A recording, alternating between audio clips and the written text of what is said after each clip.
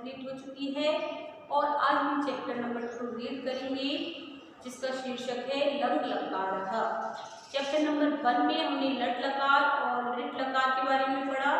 अब chapter number 2 में हम लंग लकार अर्थात भूतकाल वाले वाक्यों के बारे में पढ़ेंगे। लंग लकार का प्रयोग भूतकाल के लिए किया जाता है और लंग लकार प्रथम पुरुष के लिए धातु में लगने वाले प्रत्यय इस प्रकार है। अर्थात इस चैप्टर में हम प्रथम पुरुष के जो कर्ता होते हैं कौन कौन से होते हैं? पुल्लिंग में सैत होते, स्त्रीलिंग में साते ताहा और नपुंसक लिंग में होते हैं तत्ते तानी। तो इन कर्ताओं के साथ लंग लकार का प्रयोग करना सीखेंगे। एक वचन में अपठन, द्विवचन में अपठता और बहुवचन में अपठन रूप इसके चलते हैं। प्रथम पुरुष में देखिए, जैसे सह करता है तो उसके साथ हम लगाएंगे सह अपठत, उसने पढ़ा।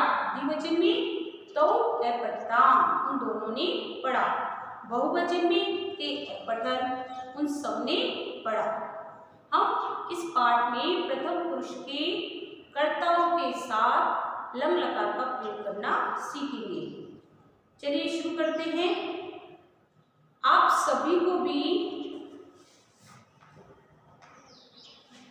अपने बुक में जो पिक्चर्स दी गई हैं उन्हीं के नीचे इसकी ट्रांसलेशन लिखनी है। नोटबुक में इसकी ट्रांसलेशन नहीं लिखनी है, आपको पिक्चर्स के नीचे ही ये जो चित्र दिए गए हैं इनके नीचे ही इनका हिंदी अनुवाद लिखना है। बालक है अपठत। देखिए ये सारे प्रथम पुरुष की पुल्लिंग, स्त्रीलिंग और नपुंसक लिंग में चलने वाले करता है। तो प्रथम पुरुष पुल्लिंग का करता है बालक जो शब्द है। बालक है अपठत, एक बालक ने पढ़ा। बालको अपठता, दो बालकों ने पढ़ा। और बहुवचन में बालकाः अपठन, अनेक बालकों ने पढ़ा। इसी तरह स्त्रीलिंग में देखिए एक वचन में बालिका अलिखत, एक बालिका ने लिखा। द्विवचन में बालिके अलिखता, दो बालिकाओं ने लिखा। बहुवचन में बालिकाः अलिखन्, अनेक बालिकाओं ने लिखा। स्त्रीलिंग एक वचन में सुनयना दुग्धम अपिबत, सुनयना ने दूध पिया। द्विवचन में शारदा सुनयना च दुग्धम अपिबताम्, शारदा और सुनयना ने दूध पिया। बहुवचन में तरुणा शारदा सुनयना च दुग्धम अपिबन्, तरुणा शारदा और सुनयना ने दूध पिया। स्त्रीलिंग एक वचन में फिर से देखिए अध्यापिका कक्षाम आगच्छत, एक अध्यापिका कक्षा में आई। द्विवचन में अध्यापिके कक्षाम आगच्छताम्, दो अध्यापिकाएं कक्षा में आई। बहुवचन में अध्यापिकाः छात्रे सह आगच्छन्, अनेक अध्यापिकाएं छात्रों के साथ आई। पुल्लिंग एक वचन में देखिए अर्जुन है धनुर्धरः आसीत्, अर्जुन एक धनुर्धर था। धनुर्धर किसको कहते हैं? जो धनुष चलाने में पारंगत हो, निष्णात हो, दक्ष हो। द्विवचन में लवः कुशः च भ्रातरौ आस्ताम्, लव और कुश दो भाई थे। बहुवचन में पांडवः पंच आसन्, पांडव 5 थे। पुल्लिंग एक वचन में फिर से देखिए छात्रः पाठम् अस्मरत्, एक छात्र ने पाठ याद किया। द्विवचन में छात्रो पाठम् अस्मरताम्, दो छात्रों ने पाठ याद किया। बहुवचन में छात्राः पाठम् अस्मरन्, अनेक छात्रों ने पाठ याद किया। पुल्लिंग एक वचन में सैनिकः देशम् अरक्षत्, एक सैनिक ने देश की रक्षा की।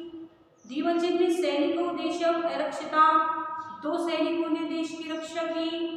बहुवचन में सैनिकाः देशम् अरक्षन्, अनेक सैनिकों ने देश की रक्षा की।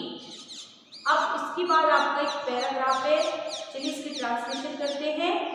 सह अकुलः अस्ति, वह अकुल है। सह मीन्स वह अकुल है।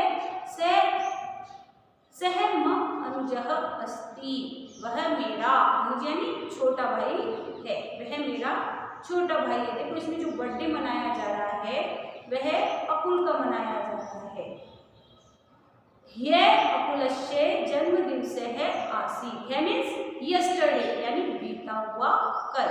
तो कल अकुलस्य जन्मदिवसः आसीत्, कल अकुल का जन्मदिन था। सायंकाले तस्य अनेकानि मित्राणि गृहम् आगच्छन्, शाम को, सायंकाले मीन्स शाम को उसके अनेक मित्र गृहम् आगच्छन् घर आए। तानि सर्वाणि अकुलाय उपहारान् अपि अनयन्, तानि यानी वे सब, सर्वाणि अकुलाय वे सभी अकुल के लिए उपहार यानी गिफ्ट भी लाए। सह केकम अकृंतत्, उसने केक काटा। सुकृति दीपिका च सुंदरम गीतम अगायताम, सुकृति और दीपिका ने बहुत ही सुंदर गीत गाया। सर्वे नृत्यम अपि अकुर्वन्, सभी ने नृत्य किया, सभी ने नृत्य भी किया। अपि मीन्स भी। रात्रो रात्रि भोजः भवति, इसमें है रात में डिनर था, रात का भोजन था। अंततः ते सर्वे स्वगृहं गच्छन्ति, इसमें अंत में वे सभी अपने घर चले गए। देखो यहाँ एक बात ध्यान देने योग्य है कि जब हम लट लकार में स्मः शब्द लगाते हैं तब वह लंग लकार का रूप बन जाता है। जैसे पठति, और पठति के साथ हमने स्मः शब्द लगाया, पठति इसमें है, और अपठत, इन दोनों का एक ही अर्थ होगा। पठति इसमें यानी पढ़ा, और अपठत मीन्स भी पढ़ा।